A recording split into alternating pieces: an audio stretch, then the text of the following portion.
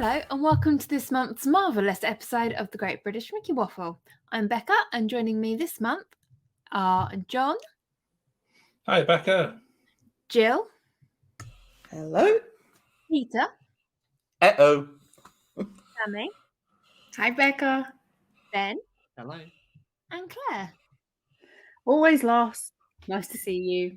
You Save the best till last. start already. Oh no. That's all right. Rubbish. Look, we're all here though. All of us are here. We Yeah, are. all of us. Yeah, Yeah. good. Everybody, Good. hi. I'm here. So how is everyone? Have you been enjoying the great weather that we've been having? For the rain. It's been great. Summer. No, the great weather we'll be having next week. Yeah. It's been nice up here, actually. So, lucky you. We're not hot weather types, so No. We had a couple of days of hot weather. we did. Yes. Yep. Felt a That little was, bit like Florida. that was summer in Glasgow. That. And now it felt like Florida, and now it's really, really rainy, and it feels like Disneyland Paris. Yeah. Luckily, we're not flooded. Yeah. No. Oh, don't. So, before we go any further, I'm going to do a bit of housekeeping. Hopefully, you've all managed to catch our middle of the month show as we shared a waffle with Zach Brown from The Zach Brown Show. It was such good fun and we had a great laugh. So if you haven't listened to it yet, you'll find it on your podcast provider of choice. If you prefer to watch the video recording or you just want to see what we all look like, you can watch the episode along with all of our others on our YouTube channel. Talking of our YouTube channel, check out our Wafflers Wednesday shows every Wednesday and our Wafflers Assemble Live monthly shows every third Friday of the month. Now, I know that's a lot of information, so don't worry if you can't remember it all. Everything we do, as well as all of the links to all of our social media, the Wafflers Arms Facebook group, and our podcasts, can be found on our website, gbmickeywaffle.com. Becca, it's the 1st of July. We're missing something. Today is firework day. I'm like a kid. I'm like a kid again. It's just like fireworks back in Magic Kingdom and Epcot. I think we need just a whole stop of the show to just think about all those people who are actually able to go into the parks and go and enjoy fireworks at Disney after all this time. I'm off. Let's go. Forget the show. Let's go. This month, we're going to try something a little different and have a bit of a move round. We're going to start with our discussion that is affectionately referred to as Come Disney With Me. So in this section, each month, one of our wafflers will present 3 of their favourite Disney park things and ask the team here to mark specific elements of the experience out of 10. After all the scores are collated and averaged out, we'll have our brilliant leaderboard of our favourite ways to spend our time and, more importantly, our money. So the current leaderboard looks like this. At the top, we have our joint favourites of Katsura Grill and Fantasmic at a final score of 61. And on the lower end of the scale, we have Jungle Cruise at 48. How very dare you. Jungle Cruise is at the bottom of the leaderboard. You're a Jungle Oh. Cruise. Do you know what? That's fine. I shall go and ride it myself. But then again, even 48 isn't a shabby score. That's 48 out of 70, isn't it? It's not 48 out out of of 100, 70, just so to it's remind not people. terrible. It is out of 70. So Yeah. That's over half. and it's all been redone since then, so we'll have to talk about it again. We will. We will. On Oh, it there's first. the thought, yeah. So each month, one person will present a ride or attraction, a restaurant, food and drink location, or an experience, show or parade. So the criteria are as follows. For the ride, we're looking at the queue line, the ride vehicle, and the overall theme immersion. For the restaurant, we're looking at the menu choices, the value for money, and the theming of the location. And for the experience, we're looking at the accessibility, the experience length, and the audio. Now, any of my lovely fellow wafflers can abstain from voting if they want to. as it's an average score, nothing's going to be disadvantaged.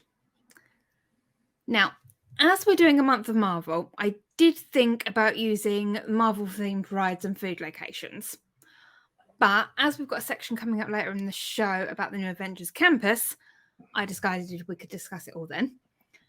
And I'd just choose some of my favourite bits and bobs from the parks. So, John, I hope you have your calculator out, or are you planning on doing some mental math again? Oh, let's do the mental maths. Mental maths it is. Keeps it going. Keeps the brain ticking over, Becca. You like the challenge. I do, yeah. It's just like it's like countdown. It's like one diddle and any other 5. We'll get the tune on the go. That's what we need to get. John, you can have that little tune playing when you're doing all the maths. It's probably copyright.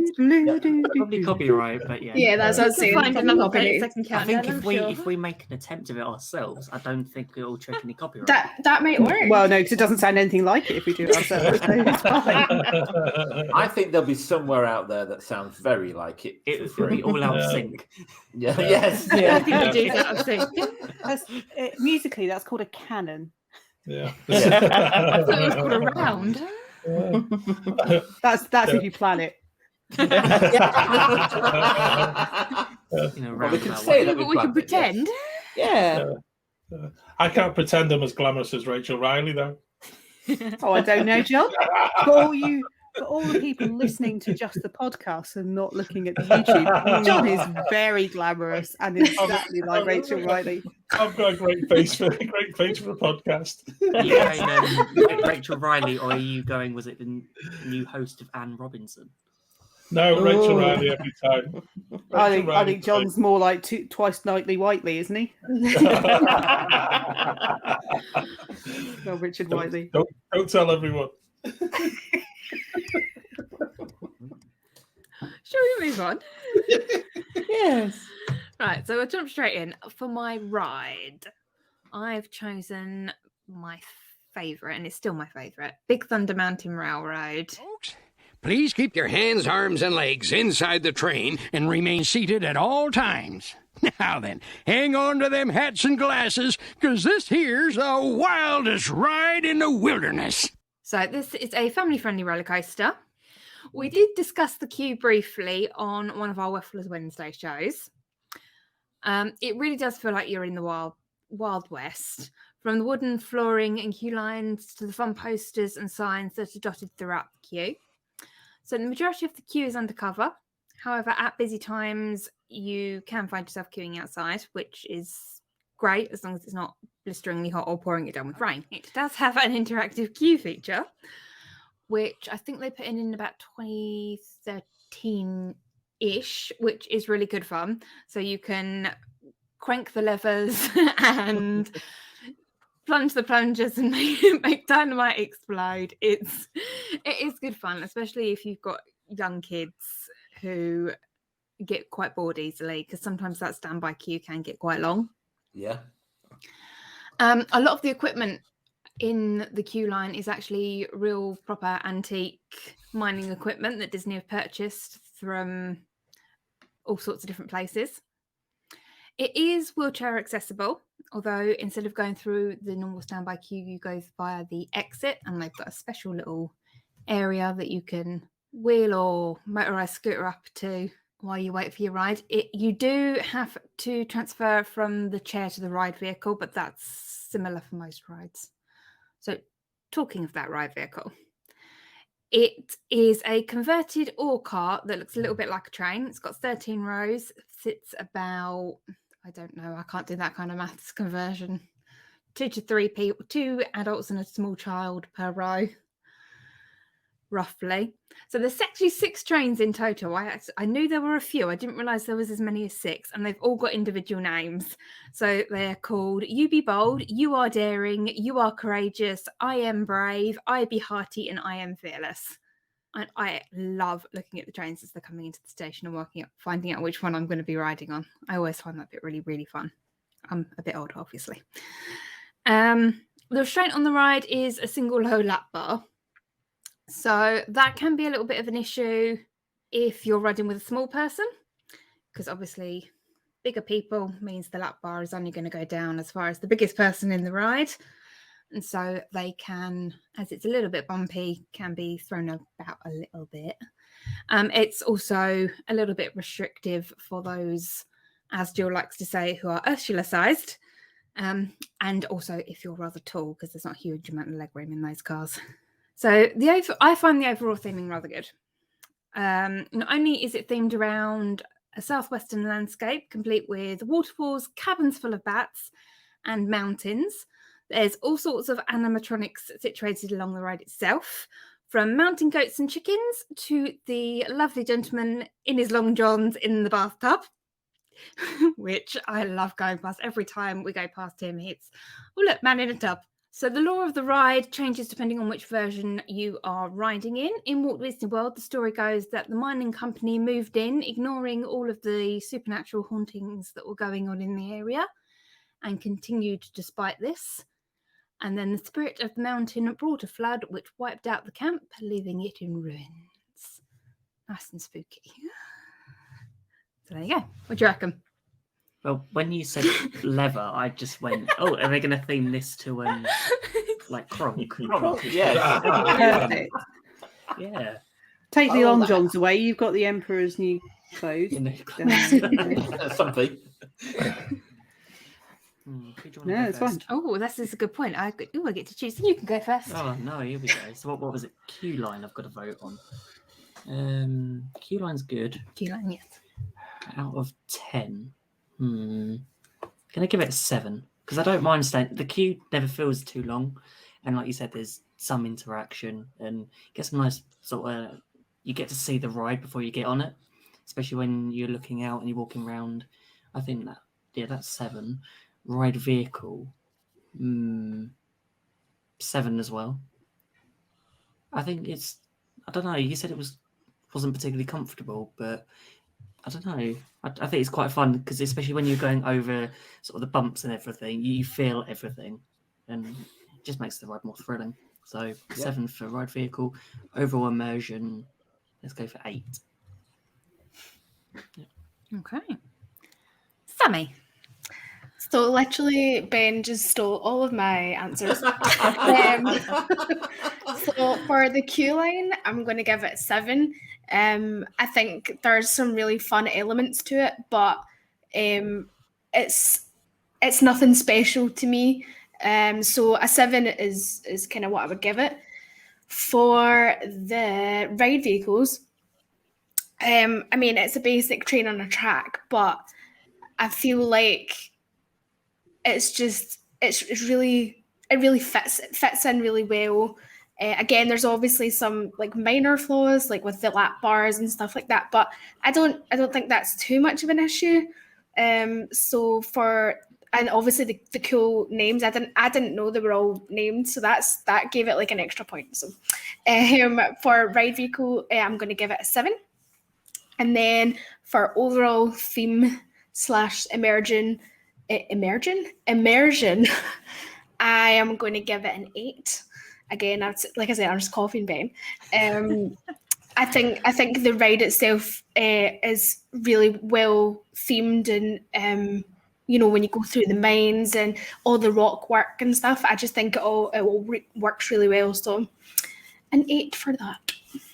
Lovely. Peter. Okay, so for the queue, I'm going to give it. There are some interesting things in it, but I'm going to give it a 6 because of the never-ending switchbacks. You just think you're going to get further, and you don't. So yeah, 6. So the next one was the vehicle. Yeah, the vehicle's fine. I'm going to give it a 7. It does the job. Because it's allowed to move quite freely on its track, it does give you that jittering feel. And the immersion. Yes, it's great. I'm going to give it a 6 because I think it needs the Disneyland Paris explosion scene, which it doesn't have yet. I know why it doesn't have it. Because Oh, why? Disneyland and Disneyland Paris are both technically working mines, whereas Walt Disney World isn't. Ah, It's an abandoned mine. Hey, there you go. okay. Hey, see, I learned something while I was doing the There you research go. for this. Nice little think bit of trivia. I think it does need something in that section, something other than just chugging up. So I'd give it a 7. Okay. Jill. Right. Well, as Queen of Team Wimp, this is not a ride that I ride. However, I have been in the queue, so I can speak authoritatively about the queue line. And yeah, it's fine. There's lots to look at. There's little details to see as you go through. I'm going to give it a 7 for the queue. For the ride vehicles, I can only judge by looking at them. I've not actually sat in one of them. I do like the fact that the cars have different names. That's cool. I'm a sucker for a pun. So I'm going to give them an 8 for that. Immersion, I can only judge by looking at what Peter's face looks like when he's come off the ride. And he always has a great time. He absolutely loves it. People seem to really love it. I love watching it actually go around. I love sort of standing there and holding the camera and just waiting to see it go around. So yeah, for immersion, I will give it a 7. Okay. Claire. So I'm going to preface my answers by saying I love Big Thunder Mountain. However, I think that the overall ride experience is better than the individual components. So my scores probably don't represent how I actually feel about it. The queue experience frustrates me because it's really, really hot. It's one of those, it's got fans that really are, you might as well just have a asthmatic ant blowing on your face. It's, they don't actually do anything. So in the middle of a summer's day, or even in Disneyland Paris in July, it's so hot inside that shed that it doesn't matter how many tools are anchored to the wall so you can't steal them, and how many checking in and out boxes there are and canaries and things. It's still too hot. So I'm actually going to give the queue experience a 5. The ride vehicle, I have had exactly the experience that Becca mentioned, which is if you're riding with a small person, and bearing in mind, Big Thunder Mountain is one of Millie's favourite rides. It is a bit hair-raising because she started riding it when she was about 6. And Millie's quite petite.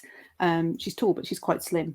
And so sat next to an adult of any size, actually, I ended up just grabbing onto her for the entire ride because she was sliding along the bench.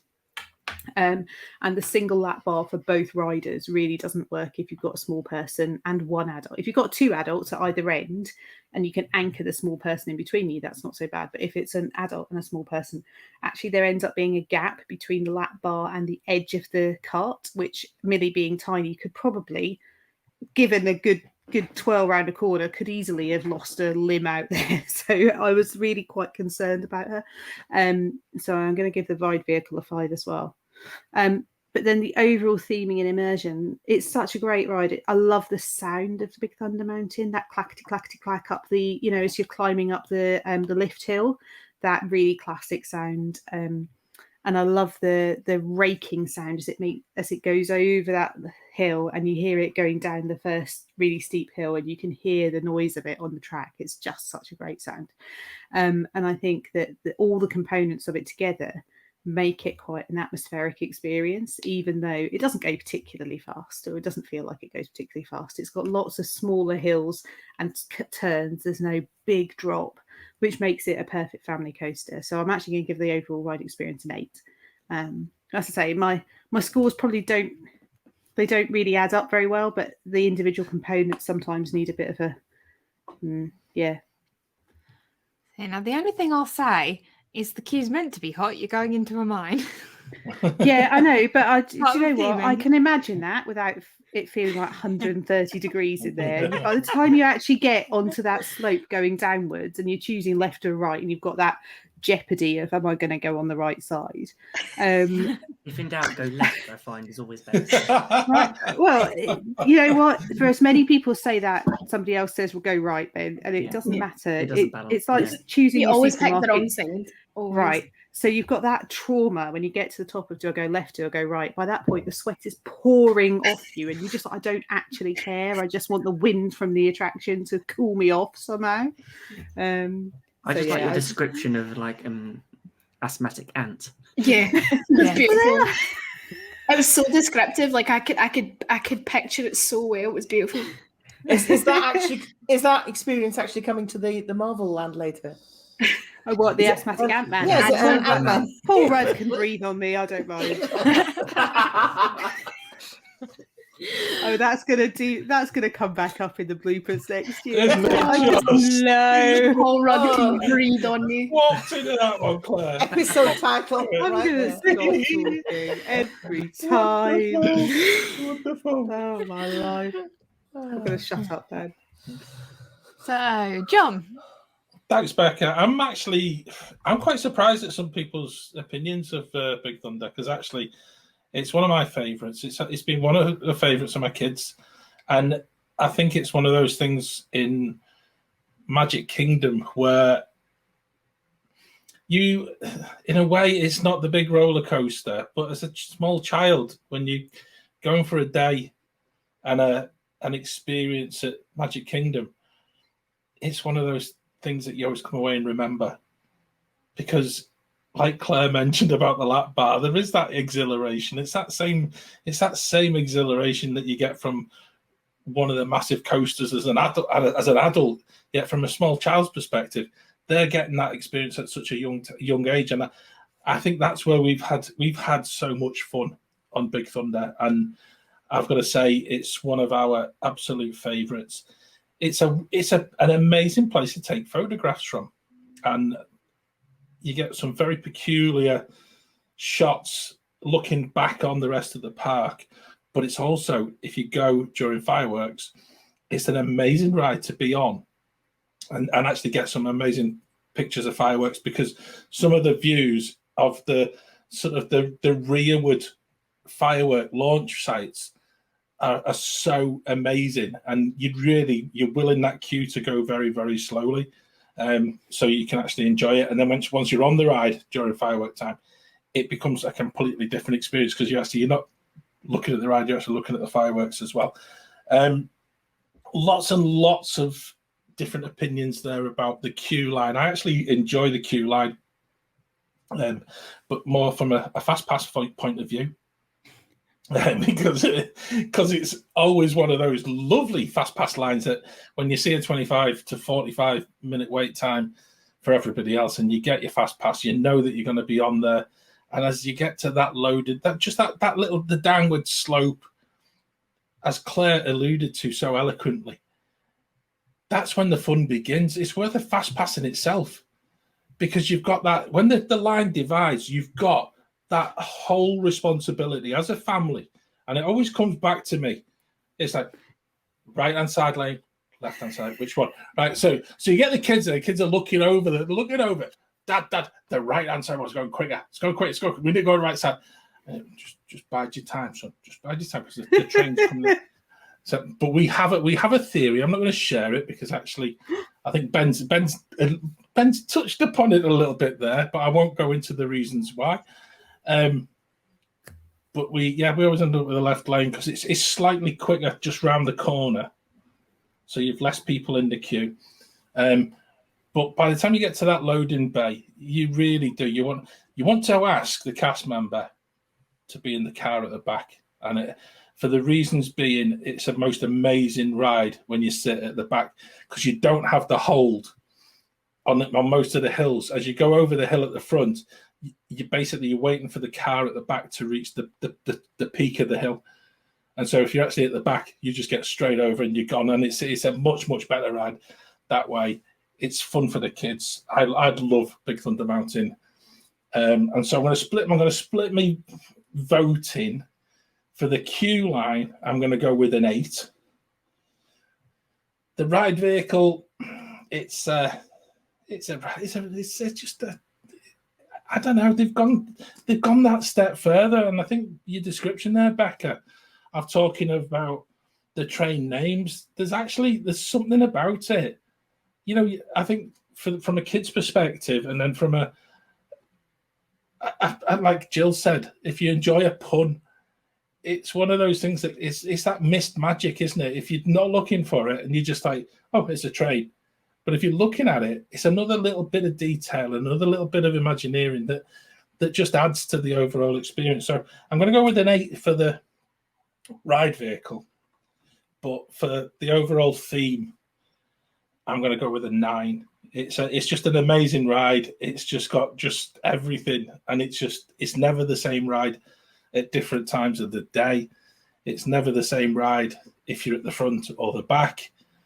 And it's great because the other one as well, which is also worth knowing, is that you generally come into the opposite station from the one that you actually left, which is handy if you are like my eldest son and leave your sunglasses in the pocket in front.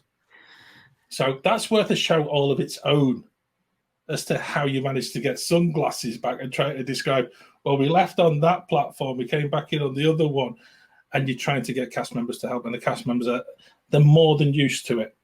I would hasten to add they are very, very used to it, as long as you know what the number of the train was or what the name of the train was, and then they can readily go and sort your problem out, and also sort the fact out that your son had forgotten and he's not in his dad's bad books for too long. So a big 9 for me for that, because I love Big Thunder, and I think it's just one of the things that you can't go to a day at Magic Kingdom without going and experiencing. If you don't get a fast pass for it, it's worth going in the standby line for me. It's a fab ride. Right, and so that just leaves my scores. So I'm actually going to do a Sammy and copy John. So I'm going to say 8 for the queue, especially if I'm in the fast pass because it's a little bit quicker. But the standby is always a bit of fun. 8 for the ride vehicle and 9 for the overall experience. It's always going to be one of my favourite rides. Or it just makes me laugh whenever I go on it. I can remember the first time I went on it. I spent the whole ride laughing my head off. That wasn't me. Partly at him, who was white-knuckled and pursing his lips. Did you scream, Ben, all the way around? No, but there was all swearing. That was my first battle roller coaster. Swearing? Ben? Are you not hands in the air and scream like you don't care? You're not in arms up now? Different now. This was the first roller coaster he'd ever done. Brilliant. We've got a grand total for the queue line is 48, for the ride vehicle we've got 50, and for the overall immersion was a 56. So from an overall average of 51. Ooh, which is pretty good, really. it is. You know, Yes. and Healthy. It's not I bad. think Not that's, bad. yeah, I think that's It Yeah. beat Jungle Cruise. Jungle Cruise. Yeah. Good. only just though. Yeah, and I think just, that's That'd be quite well. yeah. Becca, I think you and I kind of rescued it at the end. We did, thankfully. So for my restaurant, I have gone for Flame Tree Barbecue in Disney's Animal Kingdom. Specifically, it is in Discovery Island. It's a quick service or counter service restaurant with plenty of outdoor seating, and if you get the right area, spectacular views of Expedition Everest. So the menu consists of mainly American kind of barbecue-y style food, as the name suggests. So there's ribs, pulled pork, even half chicken, if you fancy that, Sammy. Not nuggets, I'm afraid, but there is chicken on the menu. So my personal favourite is the pulled pork mac and cheese. I mean, I like any mac and cheese and I like pulled pork, so that just makes it even better. And they also used to do a pulled pork fries, which isn't on the menu at the minute, and I'm hoping they're going to bring that back before we go. They also sell a variety of alcoholic and non-alcoholic drinks. And like many Disney restaurants now, they have an allergy-friendly menu. So the prices vary. Entrees start at around $11 and go up to about $17, which, given the size of some of the portions, isn't a bad price. They are quite big. Definitely shareable, especially if you're only going there for lunch rather than for dinner. You might want one each for dinner. You might not. Depends how big an appetite you've got. So as I mentioned before, the seating is all outdoors. However, it is all undercover in a variety of colourful pavilions. So they start from the left of the ordering service, but if you go down, follow the path winding round, you can get some beautiful views of the lake, and it's a very peaceful area, great place to sit and relax. And I believe currently you can also see some cavalcades going through that area if you manage to time it right. You do get some of the local wildlife coming to visit, however. I believe there are some ducks and gulls and things that might try to come and steal your food. Or if they did in my experience anyway. So yeah, try not to feed the pets. So, shall we start with you again, Dave? Yeah, go on then. Okay, so what was it? Menu. The first Menu. option. Flame That was the tree one. barbecue. Oh, makes me Menu hungry. choice. Menu choice. I'm going to give it a 9. I avoided it for a few years because I was never been the biggest fan of barbecue food. But then just tried a couple of things on the menu. Had the dining plan, so I thought let's just give this a go because I know you've been wanting to for a while. So we did, and do you know what? It's a must for every trip. I think there's so much choice on the menu. Obviously, no chicken nuggets, but there is some chicken on there. What else we've got? Value for money. It's quite good value, I'd say, because some of the portions are quite large, so you can share. I know we've done that a few times. Mm-hmm. So I'm going to go 9 for value for money. And theming, I'm not sure on the Circle of Life theme now, but I'm going to give that an 8 because I think that where it's situated, you get the great views. And yeah, I just think it's themed quite well for the area. Lovely. Sammy. So I have never ate here because it doesn't have chicken nuggets. But I have had Just for the benefit of those listening to the podcast rather than watching on YouTube, my head is now in my hands once again. That's right. Like some of us are just nuggets. like chicken nugget lovers, and that's okay. Is it breakfast, lunch, and dinner you have? Breakfast, lunch, and dinner. No, so I did have I had a look online and stuff like that. I did kind of, I know of it and stuff like that. So for menu, I'm going to give it a 7 because it's quick service, but it's your different kind of quick service. So I think that's really good because most of your quick service stuff is just your kind of burgers, your nuggets, like the stuff that I like. But this is something a bit different for people looking for a quick service meal. So yeah, I'm going to go with a 7 for menu. For price, I had a look and the portions look pretty decent for the price. So it's so hard with the price because you're like, normal food, Disney food. But I think I will give the price about a 7 as well. And as for the theming, it's fine. You know, everything in Disney is themed to the nines, so like everything's going to be great. But I don't know. It's not next level. So I think for the theming, I'm going to give it a 6. Peter. Right, well, we have eaten here. We have eaten here with a certain podcasting legend called Jeff Salt and his husband.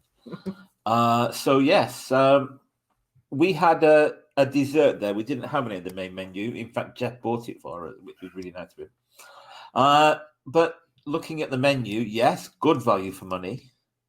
Very good value for money, considering you're in Disney. I would give it an 8. Yeah, the menu choice is really nice. It's big enough without being too big, when a menu choice gets too big, you start thinking, how good can they do all this different stuff?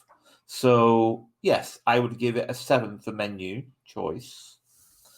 And for the overall immersion theming, yeah, we sat down by the water and it was really peaceful and it was really calm. I would give it a 9.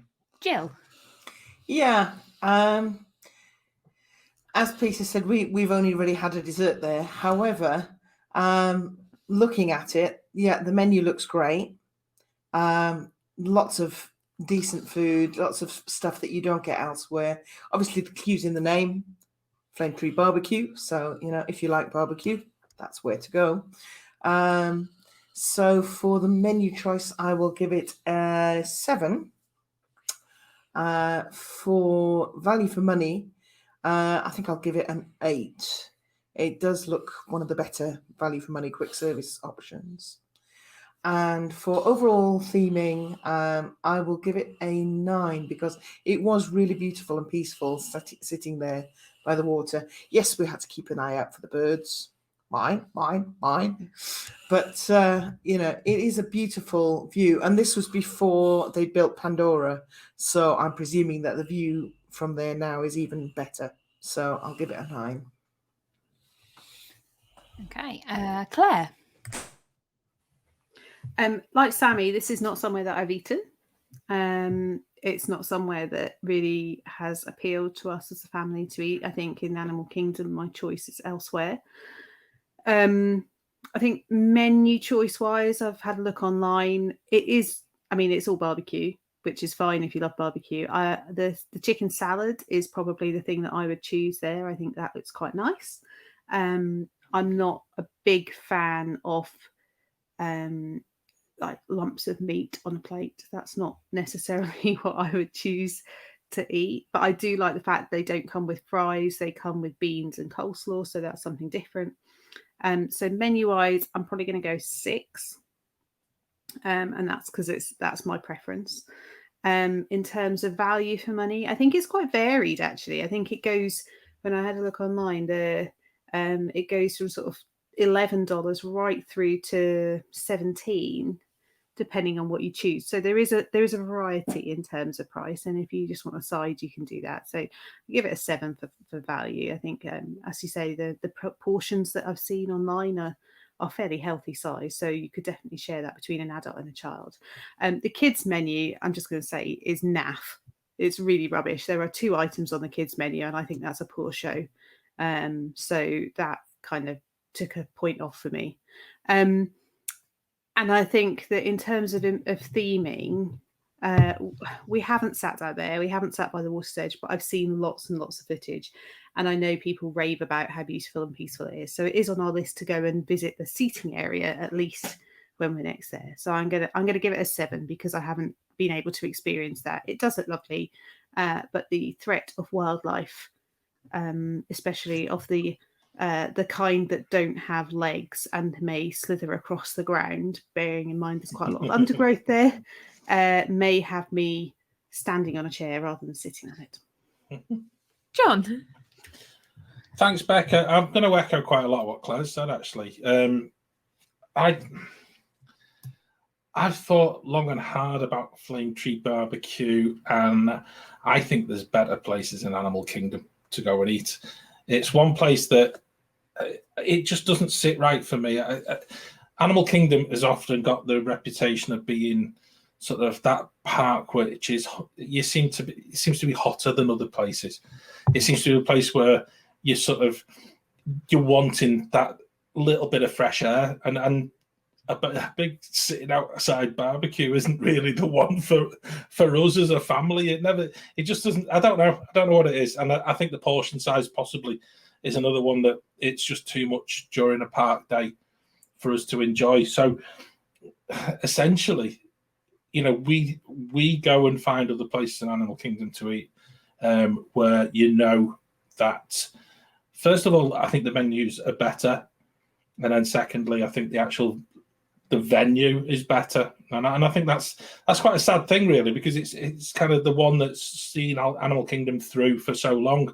It's the one that you walk into the park, you take your right at the tree, and then you faced. It's quite subtly sort of placed on your road to either Nemo or Expedition Everest. Who And goes so- right at the tree? John, apparently. Hey, see, I'm What? talking before. I don't think I've I'm talking ever before turned Pandora. right. That's before I don't think Pandora. I've ever. Claire, No, goodness. because you go left up to Africa. Yeah, up to the safari. I've never ever. I don't think I've Yeah. ever turned right. Oh, when I you're always walked into right. Animal Kingdom. Even before Pandora, Expedition Everest first time. No. I was Oh, going to say, definitely. you go to Nemo first thing, though. Yeah.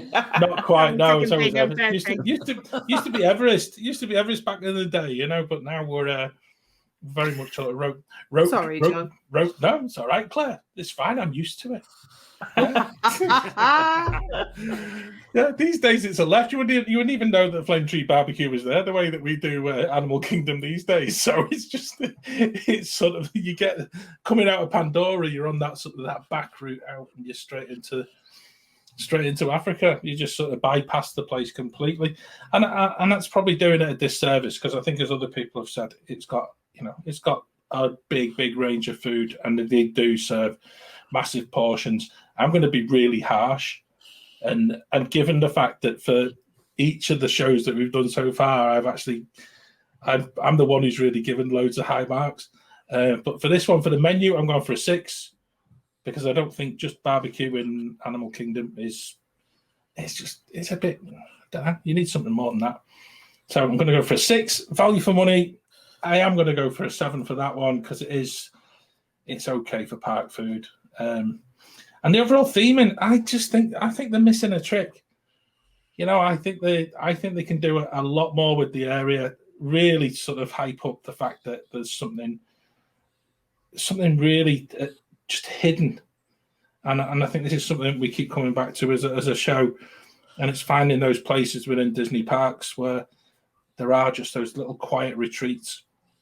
And yet it doesn't seem to be the type of place that, once you get the band playing across the way from the restaurant, you're not going to get an awful lot of peace and quiet. And I don't know, it just seems it could do an awful lot more. So I'm going to go with a 7 as well there. Do you think they could retheme it? Sorry to jump in. I just wonder where I it think is it and how it looks. I think Yeah. you could change that into a Caribbean style restaurant with I think Jamaican meat patties and have Yeah. a barbecue, have a think jerk it's a little barbecue pain. and stuff. That's the But only you thing, could- especially in certain areas too, where the seating area, because after it's so relaxing, you can't hear the band playing. Yeah. No, Like, Not when when they're you're down by the when you're right water. down Go there, down the right by water, yeah. I've never heard I this just- from I just think that the theming, the bit by the water looks lovely, but I think the actual theming of the restaurant building and the area in front of it, Mhm. I've almost walked past it and not realised that that's what it is. And I think if Yeah. it was given a really bright lick of Caribbean paint, some Yeah. jerk food, it and just needs a big sign, a bit up of front, fun, just something it would be different. great. Something that stands out. But does I think anyone we get the kinda missed the irony trick. of having barbecue in Animal Kingdom? Yeah, and Yeah. it doesn't sit right for me. No. It's the wrong sort of thing, and I think, like I said, there's No. other places that do food so much better. And No, I- lots of countries do barbecue. Yeah, I know they do. But Lots of countries, lots of African countries are very good at barbecuing. I think there's a difference between. Well, I think there's a difference between barbecue the verb and barbecue the noun, which we won't even go into at this point because we're going to get ourselves in trouble with our American friends. But yeah, I think there's an opportunity to do more with it. Yeah, definitely.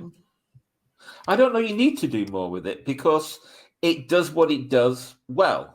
I don't want somewhere that's got a big long menu with 20 million things on it, and it's all brought in, and it's all.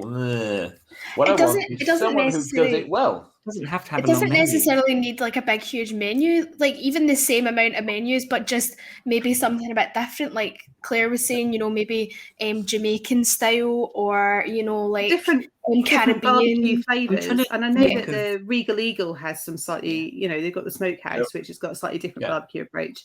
And there are there's like dry barbecue, wet barbecue, sweet.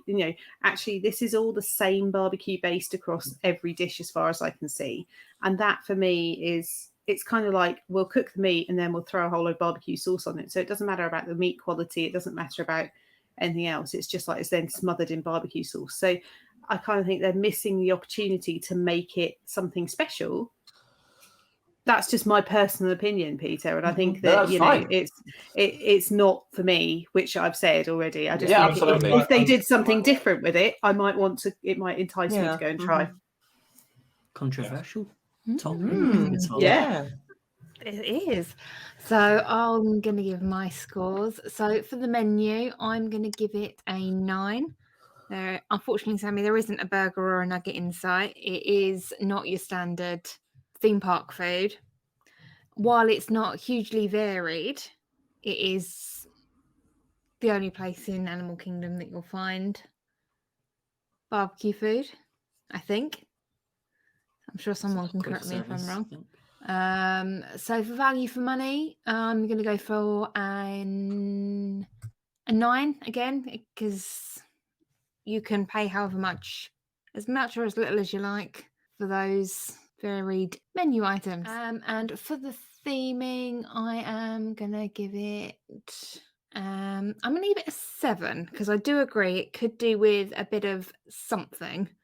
That area down by the lake is gorgeous, but it is only a small part of the seating area. That seating area for Flame Tree Barbecue is huge. So what is our overall score? Okay, so overall scores, the total for the menu, the overall average score was 51, and then 55 for the value for money, and then it was 53 for theming, which gives it an overall average of 53 points.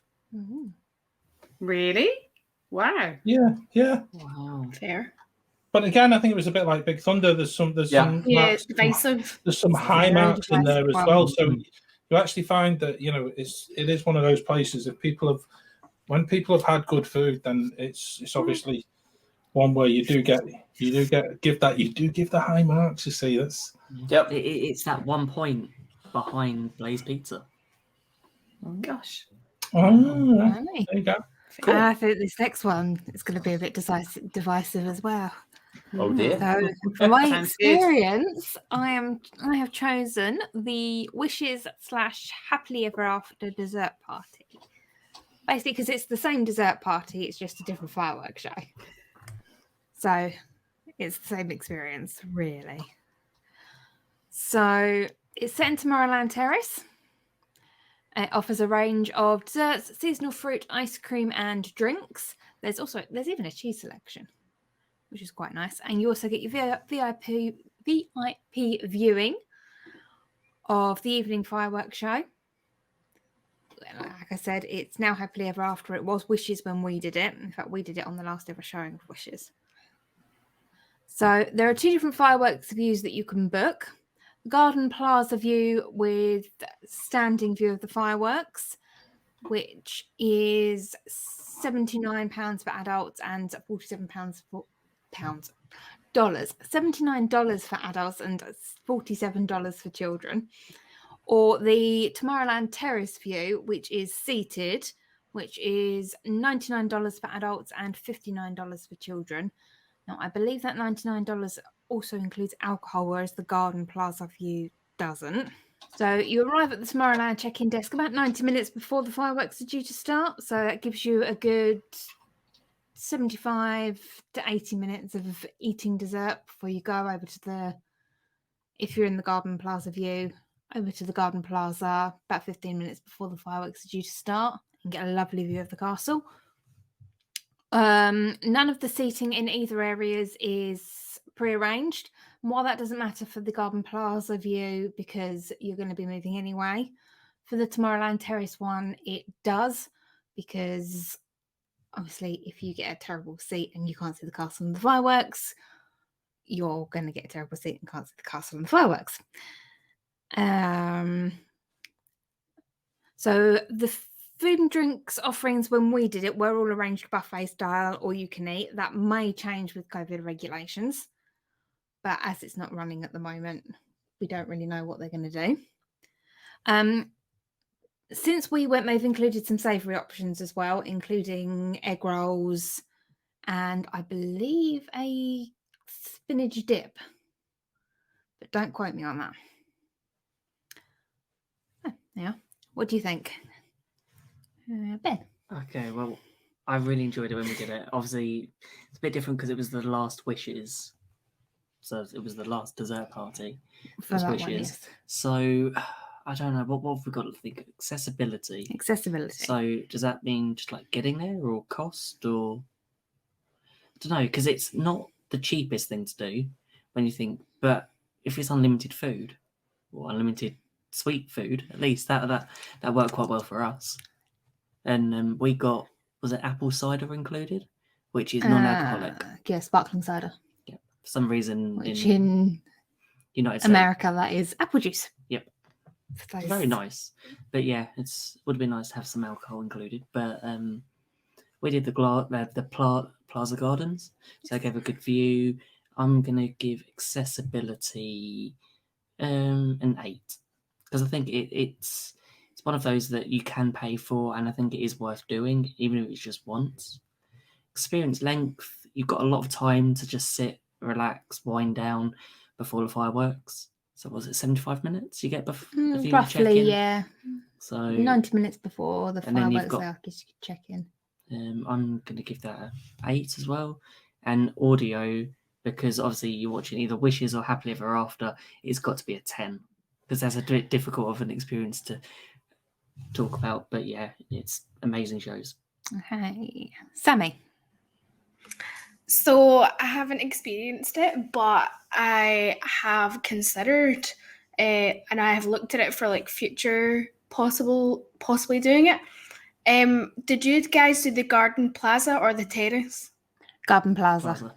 And would you say that was better than the Terrace? I preferred it.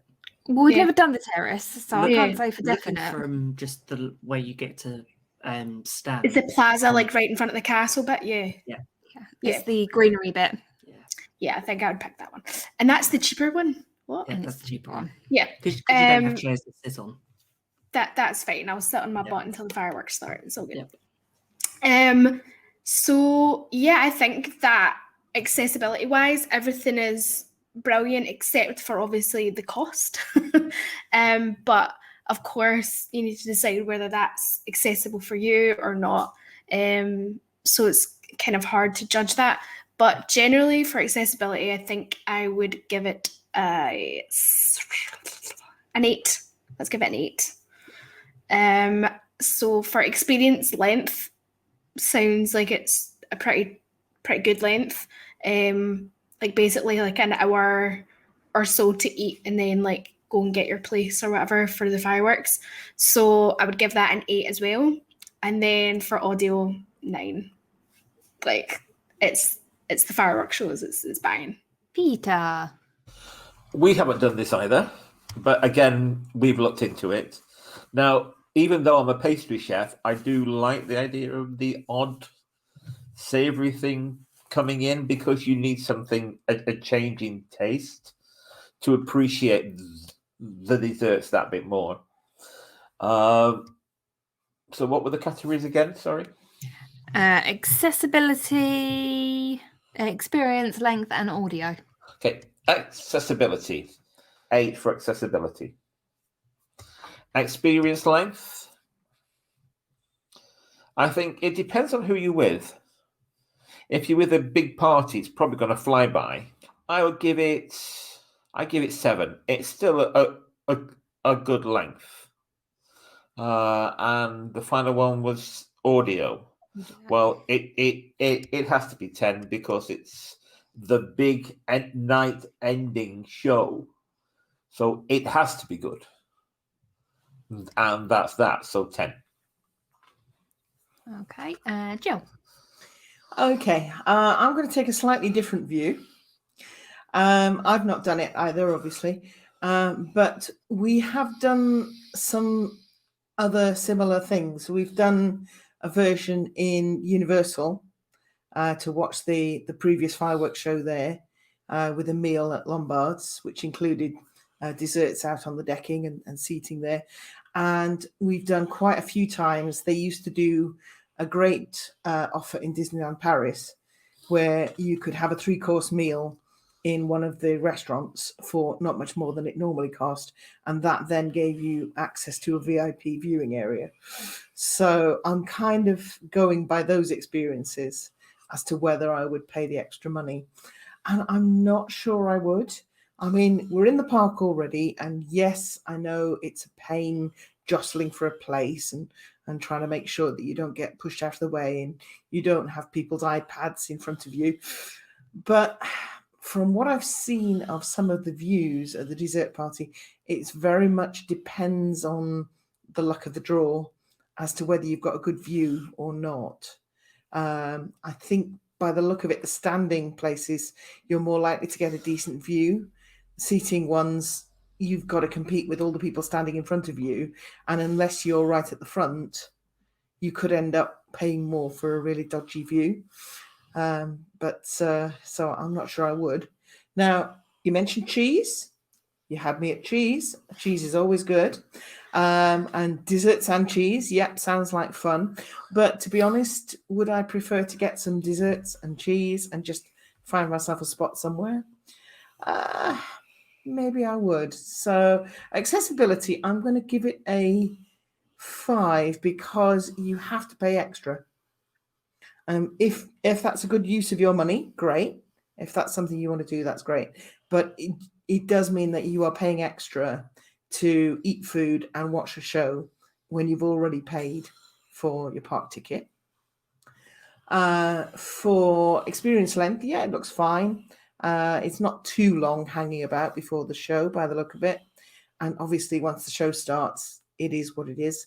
So for show length, I will give it an 8.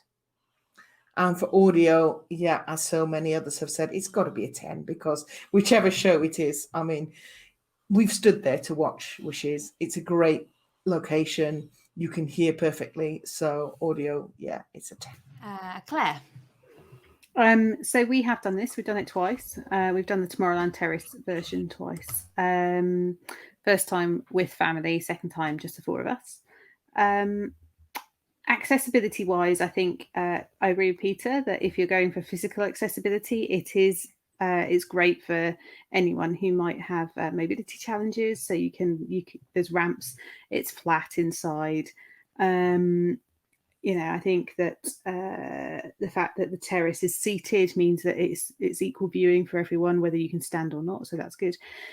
Accessibility in terms of price, I think it could be prohibitive, but that's a choice that you make when you plan your vacation, and there's all sorts of things to take into account. So that's something on an individual basis you would think about. The only thing that I would say is that it can be quite a tiring late evening if you have small children. So it may not be the most ideal experience.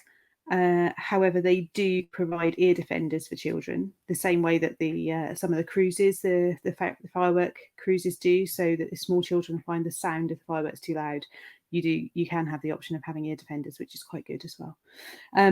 So accessibility, I'm going to give it an 8 because I think it is. I think it's open to everyone if you want to pay for it.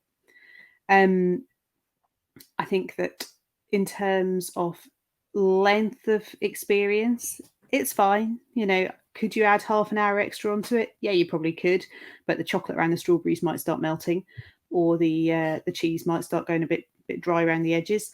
If you added more length into the time, you'd have to provide a bit more food, because our experience was that after about an hour and 10 into it, the buffet started getting cleared away, because they like to have it cleared away before the fireworks start. So I think they should either you should keep serving through the fireworks, or add a bit of time on the beginning and don't start putting it away after an hour. That annoyed me.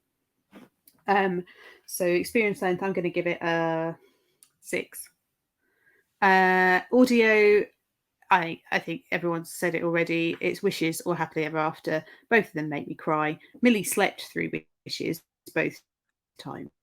So, how Is that that why you happens, I cried? don't know. But I'm going to give it a 10 because no, I was like, why are you asleep? There are fireworks and the noise level. And she didn't have ear defenders on, but she was very small the second time. So, but yeah, a 10 for the audio always. Okay, John. Time to be controversial. Is this where we're going to negative? No, it's not. It's not. And I've taken on board an awful lot of what people have said. And if we're talking about accessibility, I'm going to go back to Sammy. You brought up about the Boo to You parade a couple of shows ago, and actually mentioned about the fact that when the cost of the extra ticket for that was in your eyes was prohibitive, and I thought that was a really fantastic point. I actually feel that for a dessert party, which, to be honest, for the price that they're charging, you don't get an awful lot with your fizzy apple juice, because it's not cider, it's just apple juice that's fizzy. You don't get an awful lot for your book, and I think that actually that for me is one real massive issue with this, the cost of it. But secondly, if you were in a better place to actually view the fireworks, it would be a better idea. Now, again, going back to what I said about Big Thunder Mountain and about being in different parts of the park to take photographs, because I love taking photographs of fireworks. There are better places on Main Street. There are better places in Tomorrowland. And I'm not going to give all away my nice little secret places that I really do enjoy taking pictures from. But even in the middle of the hub, there's better views of the fireworks than you actually get from the Tomorrowland Terrace. And I find that such a bizarre place. And I know why they do it, because they've got all the refrigerators and they've got all the amenities there in order to provide the dessert party. But it's the wrong place, and it's actually not providing. Those people paid an awful lot of money for something I don't feel is good value. Accessibility, I'm going to go with Jill. I'm going to say it's going to be a 5. I'm going to be extremely harsh with the experience length, because to be there for an hour and a half beforehand, to me, is a complete waste of Magic Kingdom time. And I would much rather that opportunity was spent either on different rides in different parts of the park, and then coming into the hub just half an hour before fireworks to find a decent spot. And you can always find a decent spot if you're polite and you have got children and you don't want to be right at the front.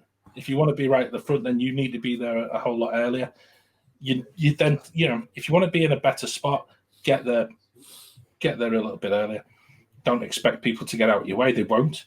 But it just seems really convoluted. And Claire, it surprised me what you said about them removing the desserts prior to fireworks. And I think that's, to be honest, for the price you're paying, you would be really wanting that extra, the extra half an hour after the experience finished, so that the crowds disappeared, so that you've actually got a nicer exit after fireworks. Because we all know that, that sort of that last part of the evening fireworks is then there's that stampede towards the monorail and towards the ferry, and Main Street just becomes a real nightmare. And if you actually go and find another half an hour in the park, it doesn't matter if the other rides are working, just go and absorb the park. But it allows the crowds to disappear. It allows a little bit of sensible time. And irrespective of the age of your kids, you actually get a much, much better exit. And I really hate the exit of Magic Kingdom. I don't like having to wait ages for the monorail, as I've said on numerous other occasions. And so just buying a little bit of time. You've bought a ticket for this party and they're telling you need to, there you go, fireworks over, time to ship out. And I think that's wrong. I'd be very, very annoyed, I must admit. So for experience length, I'm going to give that a 5. I don't think you should be there for far too long before. I think you should give it, you'd be certainly after. I just say before you do, John? Yeah, can, Peter. I would have to question what the law is on keeping stuff out in the open keeping Absolutely. food out in the open But they could for. refresh it. They could. Yeah, they they could have could. the They- second. The thing Yeah. is, They could bring Peter, it through, but Yeah. certainly you can't leave anything yeah, but the thing is, Peter, that needs with refrigerating out for more than 2 hours in this country. yeah, but that location. So That location has actually got the refrigeration units in the old noodle terrace, which is why they have it there. So they are able to replenish, and I think that's the key part to this. If it was out in the centre of the hub, which I think would be a far better place to have it, or indeed if you go back to some of the dessert parties at Hollywood Studios, which took place in front of the Chinese theatre, they were really scunnered for really decent places to actually bring the food in fresh, and that was purely limited time. This isn't. This is a place which is actually just a serving area just off an established Disney restaurant, and I think that's why it annoys me. I think they've really missed the trick, and I think the shortchanging people are paying a lot of money for it, and that's my opinion. And And it's the reason why we've chosen again and again. I would love to be able to take my family to do it, and be chosen again and again, because they all know that I'd whinge about not being able to take decent pictures, but they'd also complain because actually they don't want to just have a couple of strawberries and chocolate and all that. We could go and spend the money on something far better. John, I'd recommend going to the Plaza Gardens. Yes, because you get a much better view than the Tomorrowland Terrace. Yeah, I couldn't understand why, because every time when we booked it, it's like I'm not paying $30 more for or $20 more for that, and it was just one of those things that you get such a better view, and you get the central view. And I know it was wishes at the time. I'd like to do it now with Happily Ever After with the projections. We actually sat on the grass. Yeah, and still had a great view of the fireworks. Cried all the way through. Yeah, and it's lovely, and that's.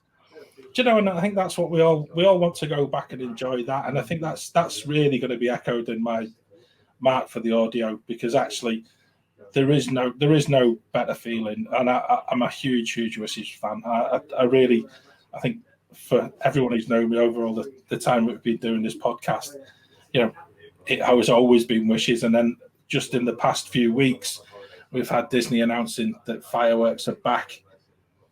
As of day of release of the podcast, and it's different, and it's just a completely different feeling about Happily Ever After, because we just want fireworks back in the parks. It doesn't matter, and actually there's a connection now with some of the words within Happily Ever After. After all we've been through, they suddenly bring on a new meaning and a new vibrancy, and I love that. And so it's a 10 for that one from me. So that just leaves my score. So I am going to give it a 7 for accessibility, but depending on which one you're going for, that's not as expensive as other things that you can top up your vacation with, as it were. So it is one of the cheaper average price excursions. So 7 for accessibility. Experience length, actually I think the experience length is quite nice. It's quite a good length. You don't feel too rushed, at least with the Garden Plaza view. I don't know about the terraced one, because you have to get up and move. You don't really notice when they're taking the food away, because you have to go anyway. So the hour and a bit that you get to try the desserts is a nice length. I think I ended up having 4 plates of food in that hour. So I didn't, value for money wise, that's not too bad, I don't think. So experience length, I'm going to give an 8. And the audio, it's Wishes and Happily Ever After. And they do play some music in the terrace while you're eating as well. So you're not eating in silence and just chatter. There is some music in the background. So I'm going to give that a 10. This is going to be one of the biggest scores we've had so far, isn't it? Making me I hungry. don't know, because there are some lower scores on that Yeah. accessibility and experience length. Yeah, but audio's going to bring it up. Audio is going to bring it up quite high. Yeah. So, scores for the Magic Kingdom dessert party, Wishes or Happily Ever After. And it's quite a strange one, because the total for accessibility got 49, experience length 50, the audio 69, and the final average score is 56. Okay. which actually brings it down beneath Fantasmic and the Boo to You parade. Wow. Yeah. Do we but think given- that cost is the implication in that potentially? Yeah. Because I think it's cost to reward, isn't it? Really? Yeah. It used to be Yeah, $49 yeah. when we first looked into it, and it was like Yeah. when we actually were Yeah. doing it, Yeah. it's now $79. Yeah. Whereas I guess if you're going to do the Halloween party, you're going to get Boo-to-Boo, it's going to cost you $120 and you're going to get 6 But hours there's more. rather than Yeah. and I think that's the there's difference. loads Claire. and loads Yeah. of experience. Yeah. I'm guessing when Disney brings this back, it's going to be $150 going on the price of Boo Or Bash. based on Boo Bash, yeah. Based on Boo Bash, it's 250. gonna be- yeah. Well, I mean, at one point, didn't they add characters or a character to some of the dessert parties? Yes, they did. Around did they? special seasons, they had 1 or 2 characters come around. The ones that were on during the Halloween parties, I think you could pay even extra. So you paid for your ticket. Yes, you paid your ticket, and then you could get a And special. then you price. paid for yeah, like the villains bit on the the villains. And villains I soiree. Yeah, There was one where you see Cruella and things. It was like $129. That's right. I couldn't get my head around that because you paid for your ticket, then you pay for the extra event, and then you pay to spend half that event sitting in a restaurant having a dessert party. And Yes, Well, but I people don't want get- something but- exclusive, don't they? yeah. But I suppose in a way, if you're from out of town and you're only buying the after hours Halloween party ticket, then buying the dessert party ticket on top is the same as us buying the dessert party ticket on top. Because of I think you also got special viewing for like fireworks as well. Yeah, so it's exactly. It was one of those things that we did the people paid dessert for it. party. Yeah, we've done the dessert party mainly because I really don't like crowds. I hate. This sounds awful, John. You're going to hate me for this. I really dislike standing on Main Street watching fireworks because I don't like the crowds. I don't like feeling hemmed in, and it makes me really anxious. It's the crowd, and I can't see a thing because everyone's exactly. I'm 5'3", and Yeah. I'm never wearing heels in the park. So it's okay if you're 6'4", you can see everything. But in my height, you see nothing. You can guarantee there'll be some insensitive jerk that stands right in front of Always, you. always, and even when you move, They move with you. They move as well. I mean, seriously, what's that about? So yeah, we pay for it. We have paid for it because actually, it's a far more comfortable experience for me. I wouldn't choose to stand on Main Street or in the hub or anywhere. Actually, if I'm going to watch fireworks, I tend to go down by the train station because then there's a bit more space. So This is why we loved the DLP version, because it was a 3-course meal in a restaurant that we probably would have done anyway, and you got a special place to stand. That was a really good place. Like the Fantasmic dining and the package. fountain bar. Yeah. No, it was in front of the gardening. Oh, sorry, different package. Yes, different package. Sorry, getting my Disney packages You're mixed up there. getting your packages mixed up, Peter. Indeed, yes. Yeah. Yes.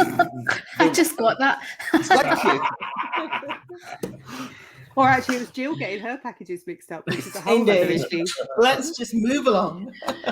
Okay, moving along we are. Yes. So now, as I'm sure all of our listeners are aware, early in June 2021, a new land opened in Disneyland, California, the Avengers Campus. So located in Disney's California Adventure, it's a 6 acres retheme of what used to be a Bugs Land. It currently consists of 2 rides, with a third to be opening in phase 2. 4 dining locations, 3 merchandise locations, as well as a very long list of possible meet and greets, including Loki variants, Doctor Strange, and Spider-Man. Sammy will be happy about that. It is part of a worldwide Marvel, I'm going to call it an expansion, with locations to open in the Walt Disney Park Studio in Paris and Hong Kong Disneyland. So what are we all looking forward to the most, and what things do you think they could have done differently? I'm looking forward to Spider-Man. Say that again, Sammy? I said I'm looking forward to Spider-Man. I could have guessed that. Who won Can that I bet? just say that the idea is that they are different headquarters in different parts of the world.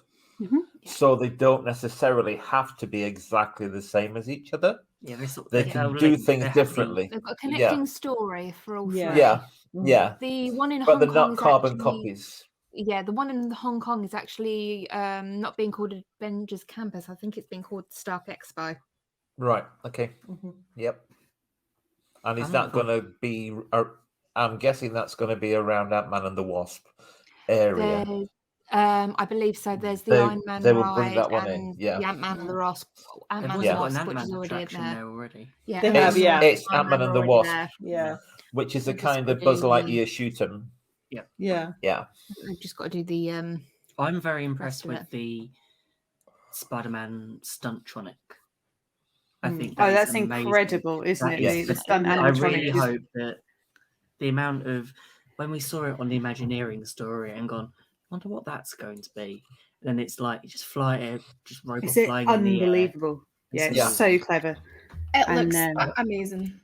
Yeah. I think that's Amazing. the bit that it is true Imagineering, and I think this is where the crossover between Marvel and Disney truly just becomes like that amalgamation of sort of creative brains, you know, and that's what appeals to me, you know, irrespective of film franchises and all that. But it where you can take some of these ideas, I think it'd be absolutely incredible. It's just that wow moment. You see it, and it's just something you Yeah. just walk from because it's quite a small land. It's only 6 acres compared to the 14 of Galaxy's Edge. Yeah. And I think in that, I'm guessing that includes Mission Breakout. That'll include Mission Breakout, yeah. That was the first one. Then was it Yeah. Web Slingers? Web Slingers. Yes. Spider-Man Yeah, Adventure. Spider-Man Yeah. Web And Slingers, yeah. there's a Quinjet Docking bay. Yes. docking And then bay. Yep. yeah, and then there's the Pym kitchen, Mhm. and a couple of other carts, isn't it? The There's a shawarma shawarma cart. cart. Of course Yeah, there is. Of course. Yes. And I think there's Naturally. a Terran Treats, which is That's a right. churro stand. There is Green yeah. churros. Which is, I mean, I think that they've been a year late opening, so that in itself created a lot of hype because it's been so delayed. I think there is something about that amalgamation, John, of the creative thought and the storytelling process that Kevin Feige had in his head, and somehow the Imagineers have made that come to life. And it's similar to Galaxy's Edge, you know, somehow somebody went, well, do you know what, we can actually do that.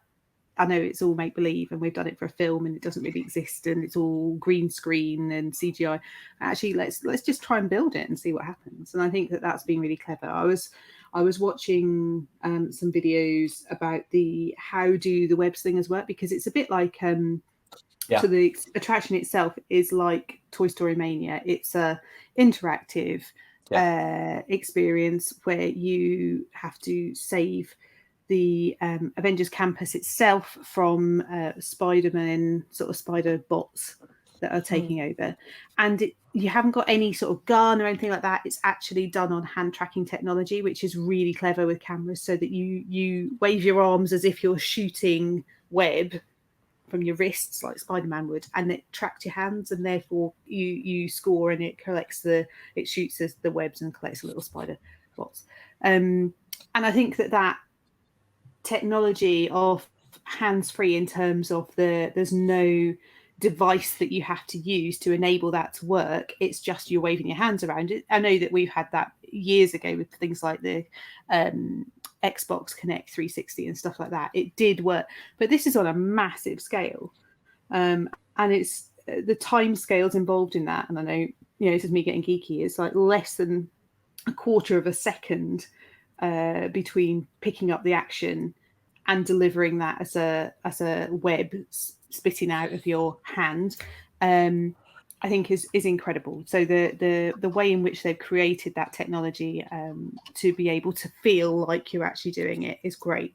I think the interactivity of it, I think that it will have a replay element to it the same way that Buzz Lightyear and Toy Story Mania does. So I think that, you know, for me, there's going to be a competitive element in there as well, which is going to tick I knew that was coming. Brilliant. I knew it was coming. I like Not the you, fact- Claire. I like the fact that there's 4 in a row. I think that's quite good, and it's a back-to-back. So each of the little cars seats 8 people. It's a good heavy. It's quite a solid loading attraction. It's not going to be a long load. It's going to eat through the guests quite quickly, which is good. Compared to 2 and 2, a Toy Story, which always takes a little bit of time. So I think that's fantastic. I think the thing I'm probably looking forward to most is it coming to Disneyland Paris. Yeah, absolutely. Looking at next year, hopefully, I think we mentioned on the live show last week that, obviously Rock and Roller Coaster's closed. It's being rethemed to an Iron Man ride, which is going to be incredible. We're going to have a Quinjet dock. We're going to have the web slingers in Disneyland Paris. We've got the restaurants coming. We've got the shawarma. We've got the Pim Kitchen.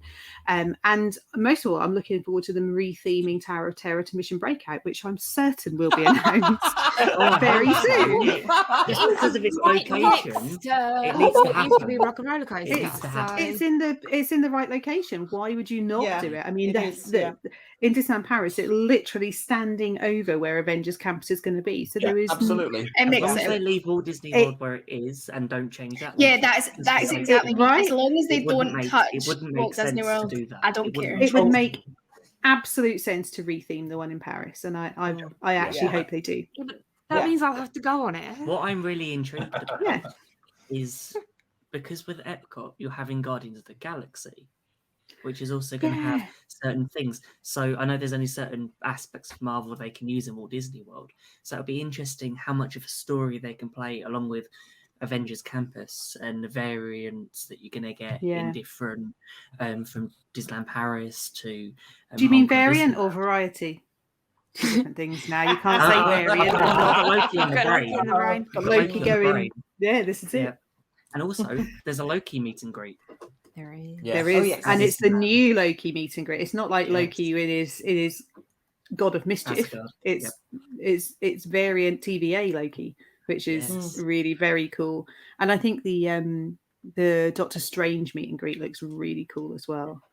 I think they've taken Marvel and brought it to a current time scale. So rather than going, well, we're going to go with Iron Man, Hulk, Thor, Spider-Man, they've brought some other characters in which are slightly more recent in terms of, obviously you got Captain Marvel in there, but in terms of the film franchises and the TV shows, actually they brought it right up to 2020, 2021. And I think that's really a positive thing. And they've got the opportunity to move forwards with that as things change. And, the Marvel franchises are never going to be finished, are they? So I think it's quite exciting that they've left the door open in terms of, Captain America, but as Sam, rather than, the old Chris Evans version, which, if Chris Evans is feeling a bit bereft after being ditched, then... I'm sure we can work something out. I'm sure we could. Yeah, I'm sure you could play. He was in Paris over the week. To Claire directly, thank you. Absolutely, yeah. If you just email a flying visit to Disneyland Paris, and you know what his comment was? Crush's coaster should be in Walt Disney World. Was his comment. So there we are. Really should. There are some things Paris do better. Yeah, I'm just intrigued because obviously I've said it before. I'm not a big Marvel fan yet. I'm working on it. It is one of those things.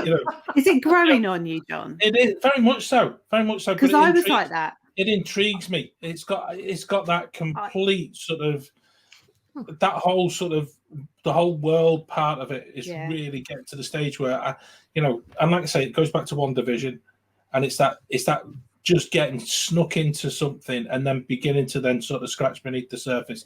And I think the very fact that all of this design of this whole Avengers campus is based upon modern, up-to-date Marvel means that it's not going to be one of those things that by the time it opens in Hong Kong or opens in Paris, it's not going to be out of date.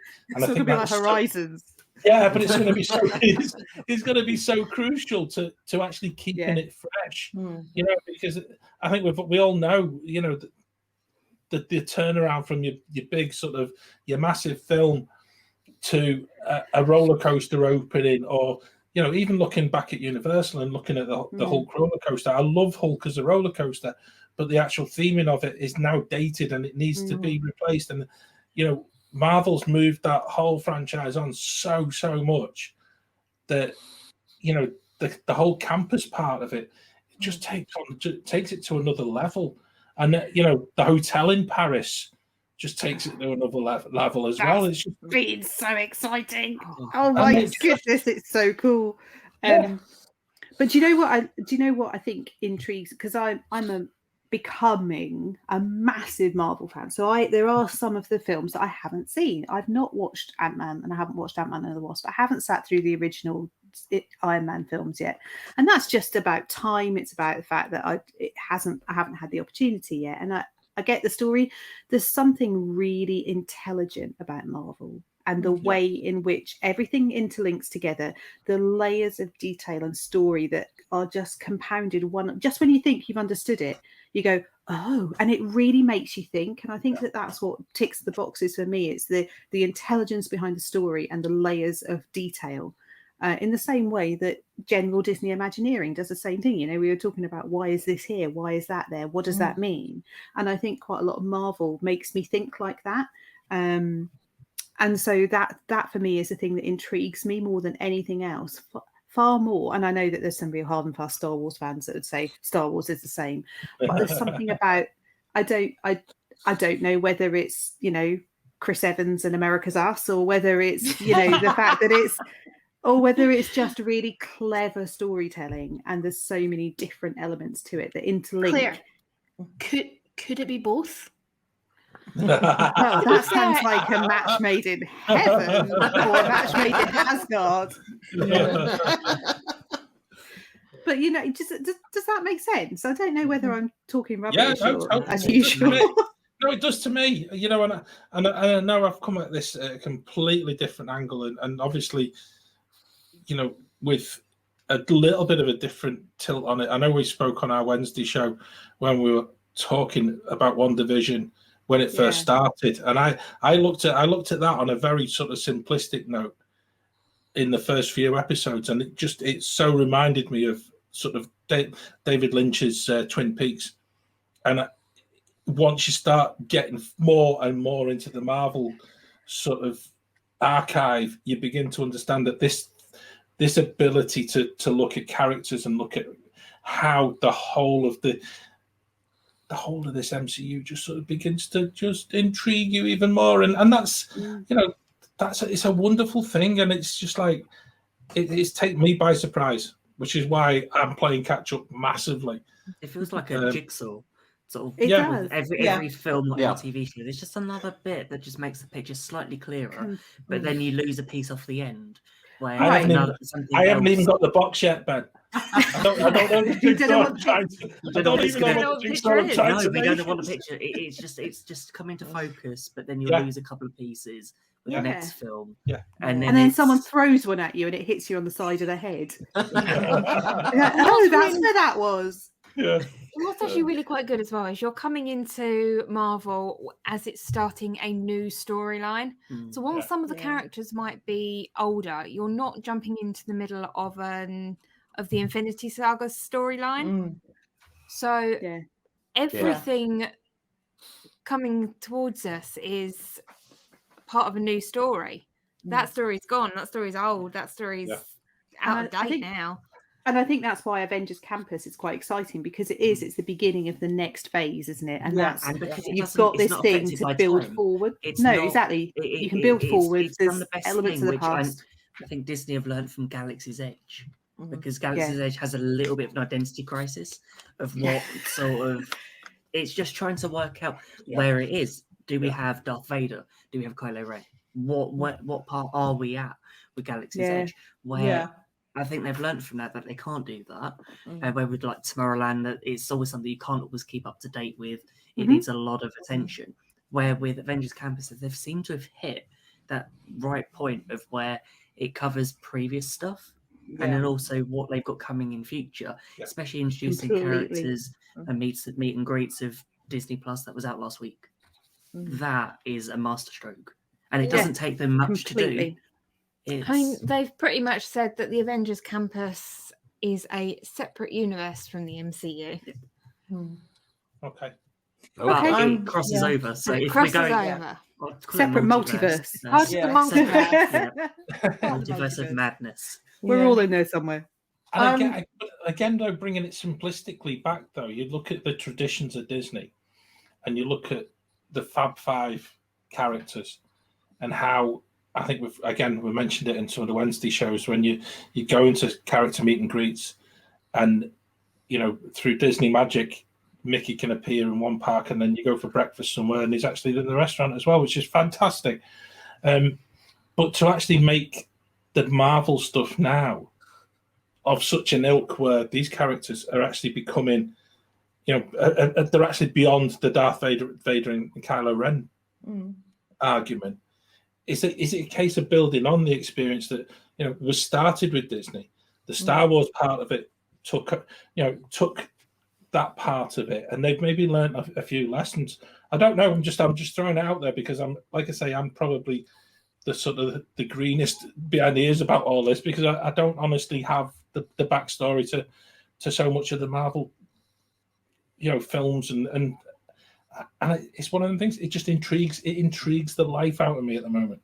I think by doing it, it's given Imagineers in future practically a blank sheet of paper of what they can do with this. They can look at characters and go, actually, because we're not restricted by this particular storyline or plot line, we can decide, actually, we can have a bit of fun and go that extra bit. I'm definitely looking forward to meeting Loki. And thank you for bringing some positive associations to the word variant. Yes, hooray! Yes. Do you know what, Jill? I wondered whether they had, obviously that hadn't even figured on their minds when this was being written, that a year, earlier this year we'd have variant in a very negative way, with COVID, and now. Everyone's going to be wearing a variant T-shirt. Yeah, it makes me happy. So the lucky variant is one. When international travel does open up and we're wearing variant T-shirts. Yes. Yep. So the lucky variant, the lucky variant is one I'm very happy to catch. So but I'm also looking forward to the Spider-Man, the web slinger thing. It's a ride I can do. Hooray! It's 3D, Jill. Does that affect you? Which means I'll probably be rubbish at it, but I don't care. Okay, we just waving your hands about anyway. I'll have fun. I can't see 3D properly, and I can blame that for my rubbish scores. So that's what fine. a genius excuse. Yeah. But it sounds really good fun. I've seen the videos of sort of the pre-show and so on, and it looks fantastic. It's really well done. It does make me laugh that you can apparently go into the gift shop and buy some sort of gizmo to improve your score. So for a ridiculous price. So you go through this ride, and then they say, "Oh, how was your score? Oh, rubbish. We've got something to help you with that on your next trip." Maybe not. But the ride itself does look amazing fun. Disney's gonna Disney. Pim Test Kitchen looks fun. Although I have to say, being a regular at Disneyland Paris, paying enormous prices for tiny plates of food is quite normal. So true. But I like the idea of, maybe they'll do sort of enormous cookies and tiny biscuits and massive pretzels are on the menu, aren't they? Tiny burgers and all sorts of things. That fun. Sounds great. Quite fun. Sammy, it's got Tom Holland in the pre-show. What more do you need? I mean, exactly, right? Like anything with Spider-Man and Tom Holland, I'm there. I will take a hologram. I will take an animatronic. I will take a little tiny doll. I'm good for anything. I would worry if it's an animatronic. You might try to steal it. Yeah, that's what I'm afraid of. I'm going to get kicked. But I just think the tech for the web slinger ride sounds amazing. Like if this is good, like it just opens up so many potential new rides, whether at Disney or elsewhere. So that's really exciting. Anything Spider-Man, I love it. I love Marvel generally as well. So it's going to be interesting, and I'm really happy that loads of it is going to be at Disneyland Paris. because it's just down the road, isn't it? So It's for us. I think as well. I think as well, though, Sammy. I think that is an absolutely amazing point, because by the time that the Marvel, the Avengers stuff opens in Paris, plus the Frozen land that they've got planned in Paris, it totally takes another. It takes the whole of that park to another echelon as well, and it's going to completely change Paris in a positive way. Absolutely. But I would also imagine there'd be some people from the US, obviously given the constraints in Florida as regarding what they can and can't put in there.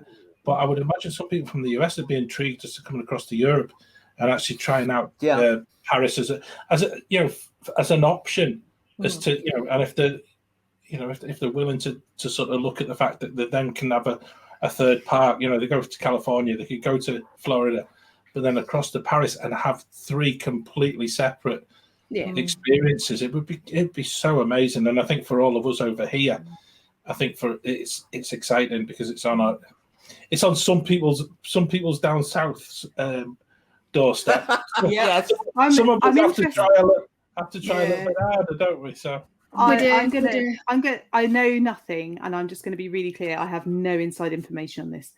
I am going to make a prediction that at D23 next summer they will announce changing Tower of Terror into Guardians Mission Breakout at Disneyland Paris. So that's on record, and I've got no information.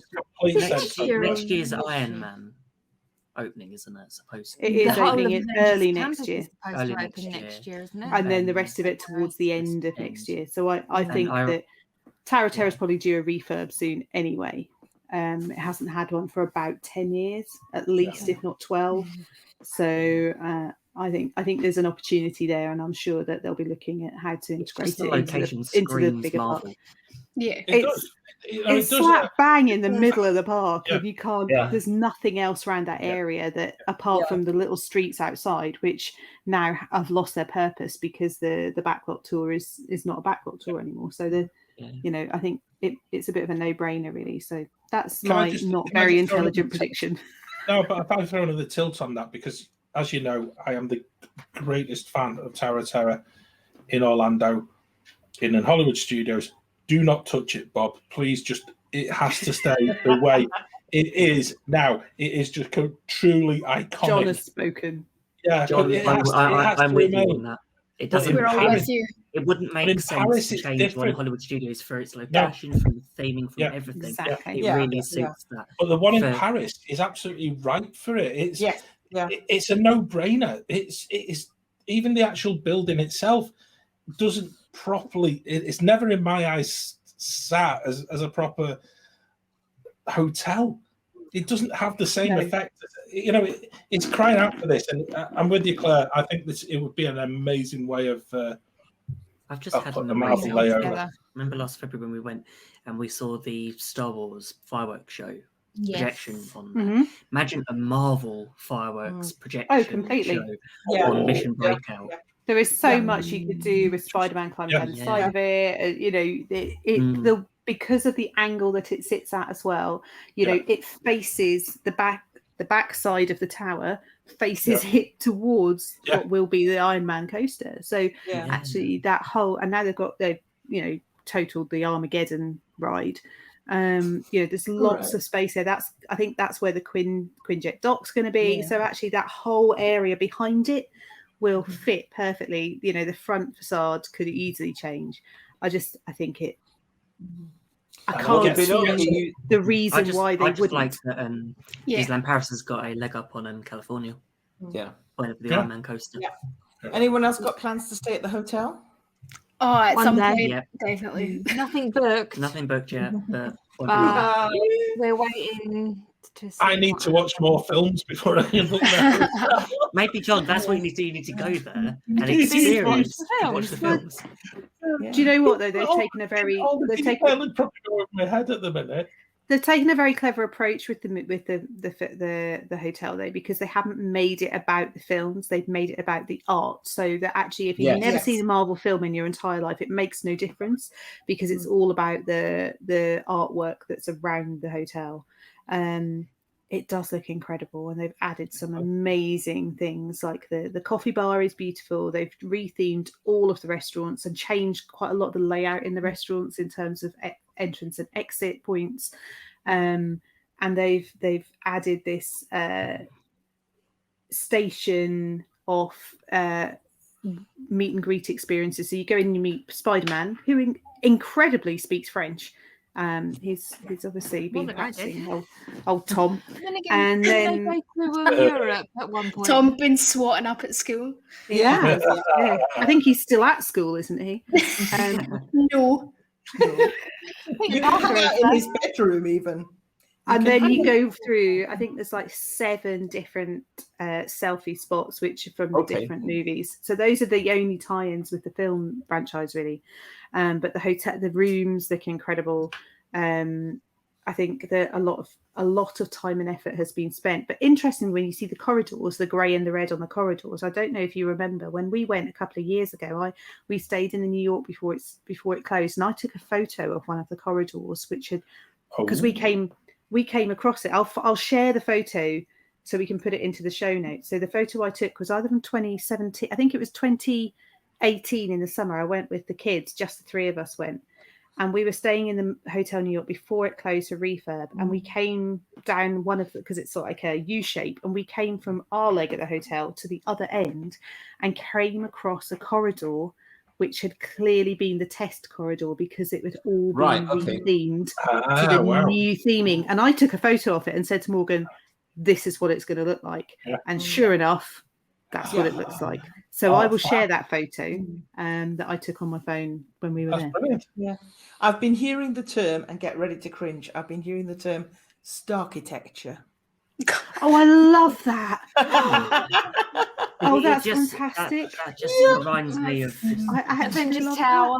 Yeah. It's cringy, but like a good cringy. Yeah. Oh, that's brilliant. Love it. That's awesome. Starchitecture. I can just hear it coming out of Robert Downey's mouth. Yeah. Oh, yeah. Yeah. I haven't got much to say, really. Everybody said what I was going to say. Oh, yeah. I will say one thing. They've already been having projections on the tower at Christmas. So we do know that it works. Yeah, it works really well. As a projection. Yeah. We did Star Wars. Star Wars as well, yeah.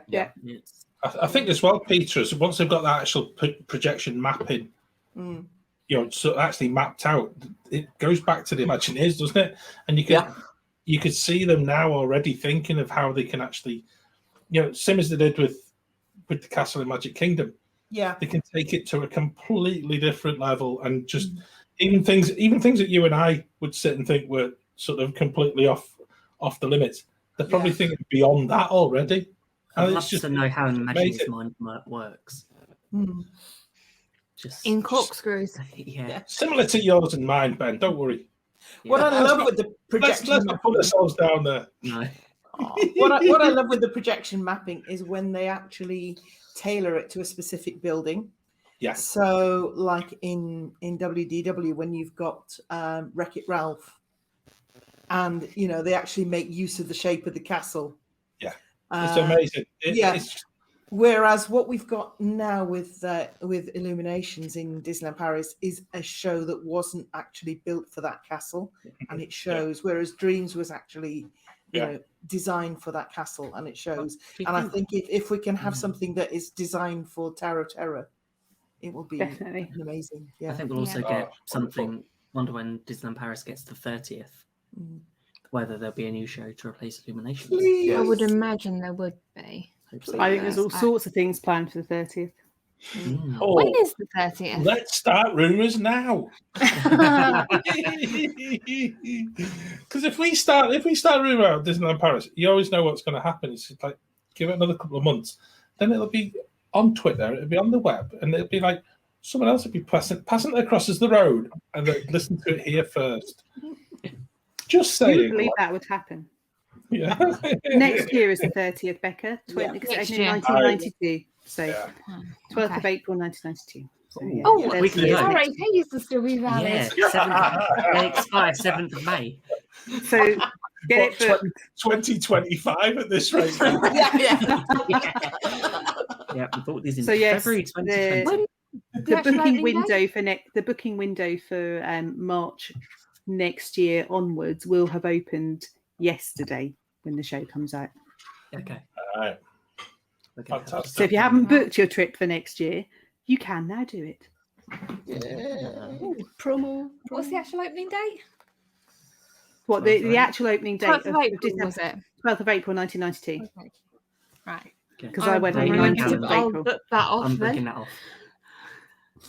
But as we all know, DLP celebrates its anniversaries for at least 18 months. Yes. Oh, They all yeah, do, yes. and there'll be a Yeah. cupcake.